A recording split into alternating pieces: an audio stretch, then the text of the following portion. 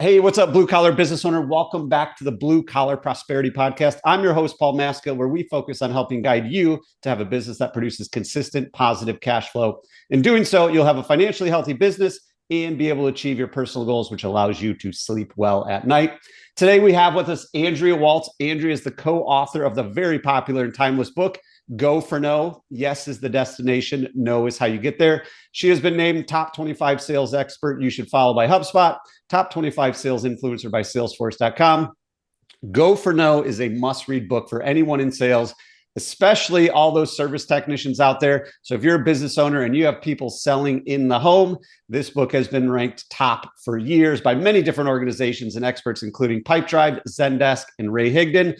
So that is Andrea Waltz. Welcome, Andrea. Thank you so much for being here today. What is happening with you? Hey, Paul, it is good to be with you. I'm excited. We're going to talk all about failure, rejection, and hearing the word no. Awesome. Well, let's do it. For anybody out there that hasn't read the book, it's a super quick read. I don't know, you could probably read it in 30 minutes to an hour, but it is so powerful. I would encourage everybody out there to not only have you read it, but everybody on your team read it, no matter what they're doing. But today we're going to dig in to that with Andrea. So, Andrea, how did your whole entrepreneurial journey start and get to where you are today? Well, it actually started because my now husband, we've been married 25 years, asked me to quit my job and start a business with him, speaking and training. And one of the things that we were teaching was this idea of go for no. And I decided that this was a great idea and a great plan because I had fallen in love with this concept. Hadn't fallen in love with him yet, actually, but I had fallen in love with this concept. And what made me so passionate about it was the story that he told me of how he came to understand the go for no philosophy. And fundamentally, he was working in a menswear store. He was young, selling suits for a living. He was failing miserably. And the district manager came in one day to watch him sell. He ended up having this $1,100 sale that morning. It went really well. He was expecting the district manager to kind of pat him on the back and say, good job. And instead, this guy, Harold, asked my husband, Richard, he said, out of curiosity, Richard, what did that customer say no to? And Richard was kind of annoyed because he had finally had this great sale in front of this guy, thought he would impress him. And actually, he was kind of worried they were going to fire him. So this is not going the way he planned. And he's like, what do you mean? What did he say no to? Everything I sold that guy, he purchased, and it was over $1,000 sale, which in today's money, because this is quite a while ago, in today's money, this would be like $5,000 or something. And Harold said, yeah, I'm asking you, what did that customer say no to? And Richard said, Harold, the customer didn't say no to anything. Everything I showed that man, he purchased. And then Harold asked him the really important question, which was, well, then how did you know he was done shopping, basically? And Richard had to admit that the reason he knew that customer was done was that he had hit his mental spending limit. That when anybody got to $1,000, when he was ever taking care of anybody and they started to spend that kind of money, because he was young, he wasn't spending that kind of money himself. It was like that was his mental spending limit. And then Harold said, I watched you sell. You're not half bad, but your fear of the word no is going to kill you. And I think if you could just learn to get over that, you could be one of the great ones. And so Richard went home that night. He knew he was 2 letters from greatness. The letters were N-O. He vowed to come back the next day and simply change his approach, which was to ask customers and not stop the sale. Like, just keep asking them. If they're saying yes, don't be the one to stop the sale. Just keep asking until the customers go, okay, I'm done. And that's exactly what he did. And he became an award-winning salesman and ended up in management and training. And that's where we met. I didn't like hearing no either. And what I realized was that no stopped me, that I didn't want to hear no. I made assumptions. I came up with excuses why somebody wouldn't want to do something, why they wouldn't be able to afford it, why they wouldn't be able to buy. And obviously, for the business owners that you have listening to this right now, I think they've all done that as well. Like we all get in our own head about what we think somebody else is going to spend, what they're going to decide. And that's what really limits us instead of letting the customer make their own choices. Yeah. And out of the book, that's probably my favorite story too, of when they go into the suit shop, and it's obviously that's Richard in real life. But we have that same complex in the home service world. So this show's all about producing consistent positive cash flow, maximizing the return on every lead we're working so hard to get, paying so much to get. If you're a landscaper and somebody calls you out there and says, hey, I want to put some new trees in, and you serve them that, but you don't ask them about, well, do you want anything to accent it? Do you want any landscaping lights? What about fresh mulch? Because they might not even know you do all that, or they might not even thought of that because you're the expert. We assume they know everything. They don't. And it's our job to serve them, because then when we come back out later, they're like, I didn't even know you did landscape lighting. I've been looking for somebody. It's like, well, that's on me because I never asked you. So in order to have that financially healthy business, in order to get the most out of every lead, it's our job as salespeople, business owners, whoever it is, to ask until they say, no, I'm good with X, Y, and Z. So it is so powerful, because that person that walked in the suit store, they might have wanted a second pair of shoes. They might have wanted cufflinks that you didn't know that they didn't even know you sold. They might have wanted a gray suit that wasn't even out on the rack because they didn't know you had it. So when we can start asking those questions and presenting solutions, we want to get that no, because that no means, like you said, the customer's deciding, hey, I'm good here, versus us deciding they don't want anything else. So taking that into everyday life as a business owner, obviously that principle, the story you just shared, is huge.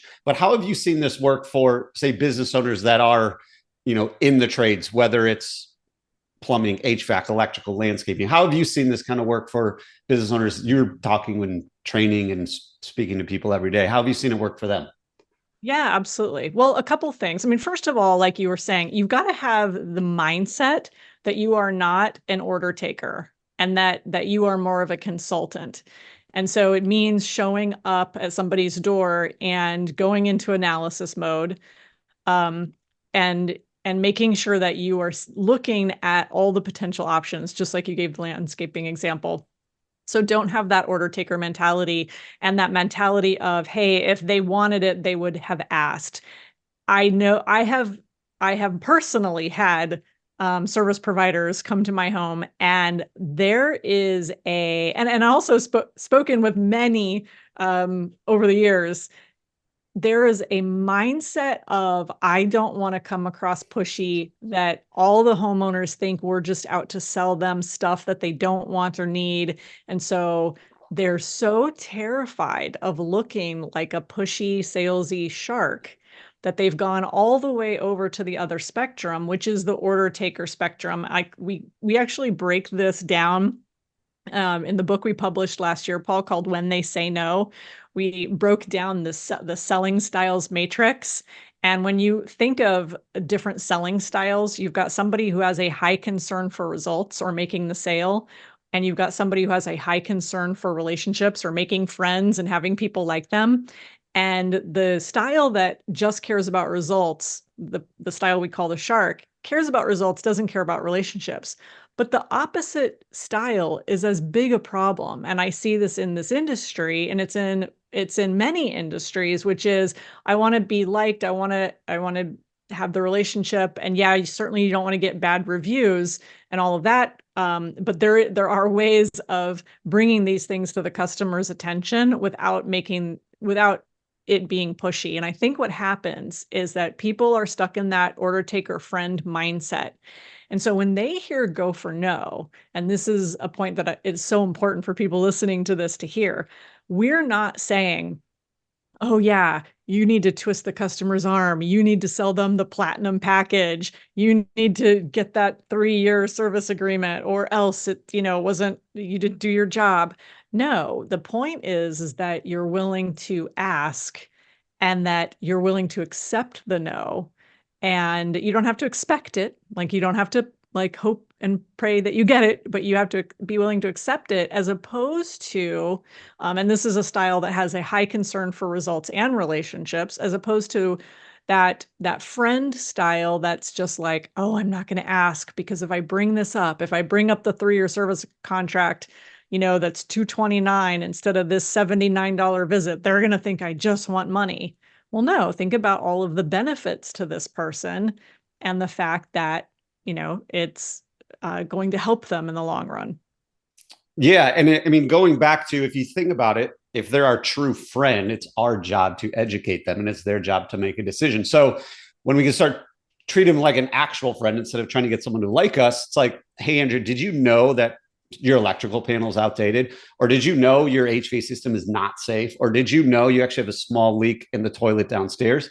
It's our job as experts to educate them because we're the last person in the home. And when I owned an electrical company, this was we had a book club, and this is the very first book we read to start to get that mentality across to the technicians that, hey, we are the expert and it's our job, our responsibility as the professional. Just like if we went to a doctor isn't afraid to give bad news because like, oh man, they might say no because their heart's 95% blocked. No, the doctor is responsible for telling them that. And then it's the customer, i.e. the patient's job, responsibility to make that decision. So that's really how we started looking at Go for No in our organization was, hey, if we're going to treat this person like a family or friend, it's our responsibility when we walk in the home to do a safety check, because once we leave, anything that happens, they're going to think it's on us. So if we don't point out the dangerous things or we don't point out the opportunities, they're actually going to be really mad at us versus us presenting it to them. And then if they say no, cool, we at least did our job of letting you know. So what have you found from like a mindset shift to start to get this through to people? Because obviously the concept in theory is, very, very simple, but it's hard to do. So what have you found are some like tips, tricks, tactics to start to move the needle in the mindset shift to getting, anybody in sales, anybody in relationships to start going for now?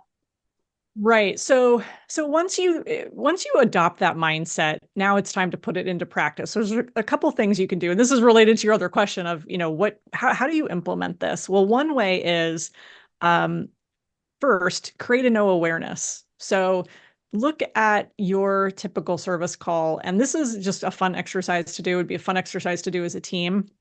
And without looking at some kind of crazy emergency situation or something that's out of the norm, just looking at the typical call, what are all of the go for no moments that can happen during that visit? And by a go for no moment, I mean a moment where you have the opportunity to ask that customer a question about the kind of work that you perform. So it's like, hey, can we ask a couple fact-finding questions at the beginning that will give us a picture of what's going on with this person's house? Have they considered this? Have they considered that?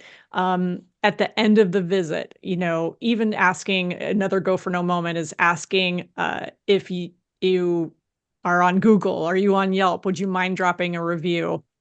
If you're happy and satisfied with my service. Is there another go for no moment? Is there anything that I didn't address for you today that you wanted addressed? Great way to just get a yes or no answer. And so look at, just kind of brainstorm all of the opportunities you have where you might be with a customer, have this pop into your head and think, oh, I don't want to ask for it.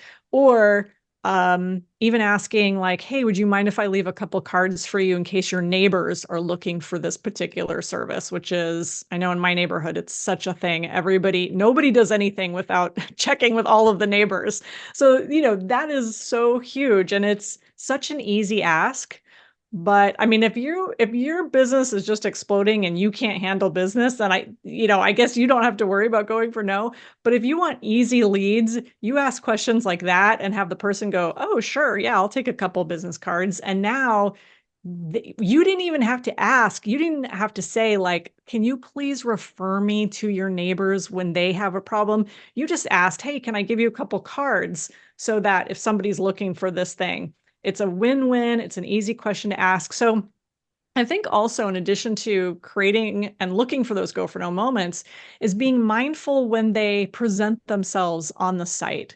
So as you're doing the visit, when you see things, Paul, you just talked about this, when you see things, these are go for no moments that are unexpected that arise, where you can start asking and digging deeper and saying, well, this is an issue. Is this something you'd like us to fix? Is this something you'd like, if you don't want to fix it today, would it make sense for us to try you back in 30 days? Would it, would that be a better time for you? Like, just keep kind of digging in and be willing to hear those no's. The yeses are behind you. And I think the last thing I'll kind of say on this is having a couple go-to phrases in your back pocket for these things is always really helpful. And one of my favorites is from a guy named Phil M. Jones. He wrote a book called Exactly What to Say. And I love this phrase because he calls it rejection free. I kind of disagree with him on this because it's not completely rejection free, but I get what his point is. And his point is, this is the type of question that kind of pulls the rejection out of the question. And so you say something like this. You say, hey, Paul, it might not be for you for today, but I just want to mention that we've started this new landscaping service where we also do X, Y, and Z for you, right? We also do the backyard. We also, whatever. And so it's just a way where you've already, you're introducing it, but you're pulling it away. And then the person could go like, oh, no, actually it is for me. Well, tell me more. What does it cost? What's the deal? So having a phrase like that is a great way to introduce things without having that person feel like, oh, I'm so salesy. Yeah, I mean, it's so true, because if you go in as the expert, assuming your customer, your client doesn't know anything, it's actually really hard to be salesy if you're genuinely curious and just asking questions. Like, if you're simply asking questions, that'll allow you to put together the solutions. Oh, Andrea told me she's not interested in the backyard. I'm not going to put it in one of my 3 options. Now, if you put it in one of your 3 options, then it comes across salesy because she already told you no, not interested. Now, when you keep pushing it, now you're serving yourself instead of serving them. And that's where I believe, at least, that a lot of people start to feel salesy. And that's why, a lot of people believe, well, everybody that does home services, they're just trying to sell me something because I don't know anything. So one of the things you hit on is so important. So obviously we want to have more cash flow. We want to reduce our marketing costs. We want to increase our average ticket. The 2 or 3 things you mentioned are super easy if we're not afraid to get a no. And the cool thing is most people won't say no. If you say, hey, Andrea, reviews mean a lot to me. My boss takes a look at them, and I would love if you took, do you have 30 seconds right now to leave me a 5-star review on Google if I provided you 5-star service? It's really hard for somebody to say no. They're like, no, Andrea, I actually don't want to do that. Because at that point, ideally, you've built enough goodwill, you've provided them service, you've cleaned up the house, and they're like, yeah, I would love to do that for you. And then the same thing with the business cards. And you're right. Every person that lives in a neighborhood, if they have it, they all have a neighborhood Facebook group. And the first thing they do, if they need any service, hey, does anybody know a good landscaper? Hey, does anybody know a good electrician? And like, oh yeah, I just had one last week and they gave me business cards. Or you could also ask, do you mind if I put a yard sign in your yard next trash day? And until next trash day and throw it out. 90% of people are going to say yes. 10% will probably say, no, my HOA doesn't allow it. And that's okay. But you still at least are able to grow your business. So the go-to phrases are awesome as well, because it allows you to just have something in your back pocket of like, hey, this is really easy, because then it starts to build your confidence. So taking that back kind of full circle with everything, we know how to get started. How do we start to bring this to our team? Because usually the leader's like on board right away. They're like, Andrea, I love it. I want to do it. And now we go to the technicians who by training, they're not salespeople. They are electricians, they're plumbers, they're maintenance technicians, they're HVAC technicians, they're landscapers. How do we start to get those folks on board? Because obviously that's really where, the big, that's where the big aha moment is going to come. That's where you're really going to start to see change, because if the owner believes it, cool, great. But now we need the people out in the field to do it. How do you recommend people start bringing this to their team to get their team to start to buy in? Yeah, so it's such a great question. I think this goes back to, and I alluded to this a little earlier, what I see, and I have seen this, is that the people out in the field think that sales is icky and it's bad, and they kind of roll their eyes sometimes literally, but metaphorically roll their eyes at whatever they're told to suggest or do. A lot of them, I think, find it beneath them, or they find it kind of just annoying. And the stuff that they feel like, I don't want to have to ask let the customer review if they want. It's not my job. I don't have time for this. It's not my job, whatever. And so I think it comes back to switching the perception in their mind of what their role is. And that's why teaching them the selling styles, and the shark being the one that just cares about results, teaching them not to be a retriever. That's the style that's the friend. We call it a golden retriever because the golden retriever just retrieves, right? Total order taker. It's like, hey, I need this done. Fine, let me do it. Here's your bill. Great, I'm gone. No go for no moments, no conversation, no diagnosing of anything else. It's like, that's it. The style that we want to aspire to, we call the lion. And so I think that it's not something I think you do overnight, but it's working on people's perception of and their identity of who they are, and kind of getting them to buy into the coolness of being a lion. I think lions are cool, lions are courageous, lions go for no. There's, a lot of kind of built in, I don't want to say mythology, but story behind the lion of when you think about like, what type of person is a lion? Well, they're brave and they're courageous and they're leaders and, they're the king of the jungle and all of these things. Well, who doesn't want to be like that? And so having people aspire to something and seeing their identity in that, as opposed to don't be a shark. Nobody likes sharks. And also don't be the order taker. Like it's beneath you. Like aspire to be that consultant. And I think, Paul, the other thing is that management, that leaders, that owners of, a company, they've got to constantly reinforce go for no.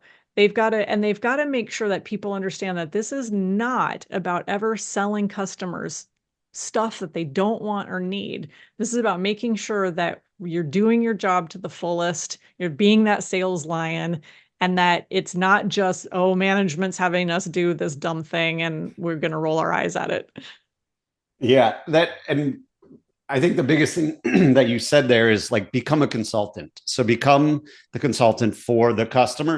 You're not a salesperson. You are an expert consulting Mrs. Jones, who called you out because her air conditioning wasn't working. And it's your job to uncover why. Also uncover how long does she plan to live there? Has she had any other issues? Has she had any other work done? So you can gather all this information, just like a doctor. When you go to a doctor, if you go because your elbow hurts, they're still going to do all the other things. They're going to check your heart rate. They're going to check your pulse. They're going to check your blood pressure. They're going to check your they're going to do all these things before they get to the root of their problem, because that's their job, because they are your consultant for not just the reason you called, but to keep you healthy. So that's huge, and really kind of getting that into the culture.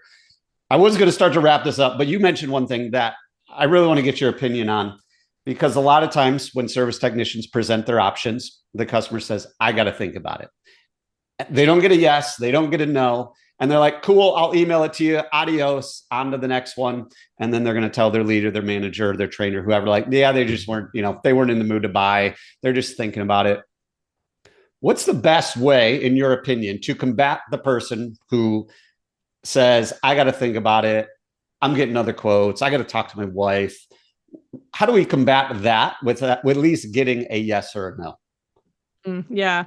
Well, first of all, I think going in with the position that no is a perfectly acceptable answer is like the position that you want to take, meaning there's no pressure. I'm not trying to pressure you to do this today. Thinking about it is totally fine. And so what I like to do in these situations is I always like to break down how the different styles would handle this situation. So in this scenario, like what would a shark do? And if you just think about like, okay, what would an aggressive salesy shark do when they're told, I want to think about it? Well, they would wrap their arm around the customer, squeeze them and go like, okay, let's think about it together. I think you should do this. Right? Like, okay, we're going to start the pressure. And by the way, I do just want to add though, having said that, your own personal recommendation with people, especially when you are in a position where you have more knowledge than the customer. And the customers know this, right? It's like going to the doctor. I mean, I ask my doctor all the time, like, okay, should I be concerned about this? Should I do this? Like, what do you think? Because I don't know anything. It's the same thing. So don't be afraid to give your recommendation to help kind of push people off the fence of indecision. Um, However, the shark is going to bully people. The retriever, on the other hand, that friend style, well, they're just going to say, "Oh, you want to think about it? Okay, great," because they don't want to be salesy. So they're going to be like, "Great, call us if you change your mind. Bye." Right? They're just going to leave. And that's not a position that you want to take either, because you have no idea what the issue is. So be the lion and be curious. And again, little go-to phrase, you can say, I'm just curious. Like, what is there something, what's your main concern? And try to find that out. And if it's just like, my main concern is it's a lot of money to spend on this. We weren't planning to have this issue. This popped up today. I can't believe it's happening. And I really need to talk to my spouse. You could say, and again, without pressure, this is just curiosity. You could say, great.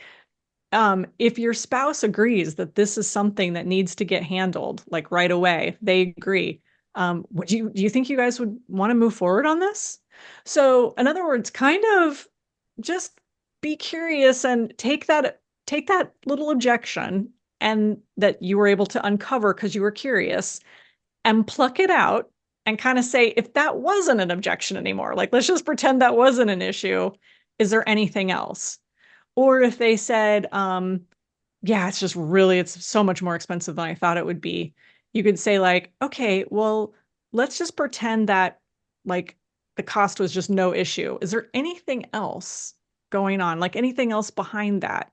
And so now the reason that you ask that is you can really isolate and figure out what's going on to kind of help them make the decision and be a helper when it comes to making that decision. So if they said, no, it's literally just the cost, it's literally just we need to figure out how we can pay for this. Well, then ask yourself, is there anything that we can do to make this easier? Is there anything, and I don't mean a price, I don't mean running to a discount. Like, do not just run to a discount. That is a bad idea.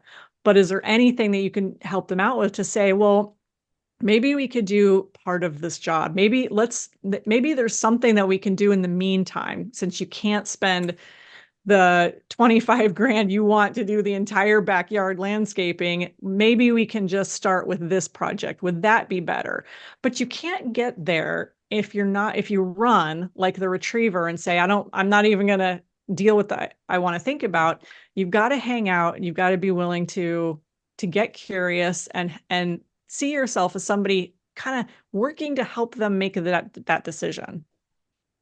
Love it. It really goes back to just asking those questions. And for everybody out there listening, if you aren't offering financing, offer financing, because they're not expecting, like if they had an issue pop up, they woke up and all of a sudden their toilet's leaking, they weren't planning to spend any money today. So you can offer them different options depending on who your finance is, but there's still 0% options out there. And be like, hey, look, and then that kind of combats that. And if you plant the seed before you get to the table of, let me just tell you a little about the company. We offer financing, da, da, da, da. By the time you get to the table and you present price and financing, like, oh, that makes sense because you already talked about it. Whereas if you don't talk about it until they say it's too expensive, then it looks a little bit like, oh, whoa, we can do this. It does probably come across a little bit salesy at that point. So, Andrea, you have given a ton of value across a ton of different, ton of different areas for all the listeners out there. Kind of wrapping this all up, most people ask for a book, but we want our listeners to take immediate action. So if they could do any one thing within the next 24 hours to start moving their business forward so they can start increasing their average ticket, lowering their marketing costs, all the good things that go for No Helps, what is one thing that you would recommend them doing in the next 24 hours? I would literally just recommend them looking for opportunities to ask their customers a question and be willing to hear that no, and kind of make it a practice. Like, just have a little fun with it. Make it a game. So in the next 24 hours, like, see if you can get 3 no's to just, the referral question, the review question, the whatever question, simple things, so that you get more comfortable in asking. And then you can kind of continue to improve and work your way up from there. Love it. Andrea Waltz, thanks again for coming on the show, sharing your journey, and providing actionable advice for all the blue collar business owners out there as we continue our journey to prosperity, which is only possible by going for no, so we can generate that consistent positive cash flow that we're looking for. I am confident that everybody out there, if you implement what we talked about today, you will get one step closer to achieving your personal and professional goals. But Andrea, before we sign off, where can our listeners go to keep in touch with you and learn more about all the things you do for business owners and salespeople out there? Well, I want to invite everybody to come to goforno.com, GOFORNO.com. Just like it sounds, we've got a new quiz, which I'm super excited about. You'll see it. It's easy to find. You can take the Go for No quiz, which is to find out what your no quotient is, to find out how you are thinking right now about rejection and hearing the word no and success and failure. It's a great way to measure where you are. And I go into your results and you get a couple follow-up emails. It's really cool. I'm very excited about it. Awesome. Congrats on that new little quiz. Guys, go out there today, goforno.com, take the quiz and start improving your numbers. Andrea, thanks again for coming on the show today. Really appreciate it. My pleasure. And before you head out, if you are ready to have a business that produces consistent positive cash flow so that you can have a financially healthy business and achieve your personal goals, let's make it happen. Head on over to thebluecollaradvisors.com/call to book a free financial assessment of your business. I will dive into the financials of your business, take a look at what's going on, find any red flags as well as opportunities that you have in your business. Let's make it happen. Again, thebluecollaradvisors.com/call. Until next time, remember, what got you here won't get you there. If you're ready for different results, it's time to start doing things differently.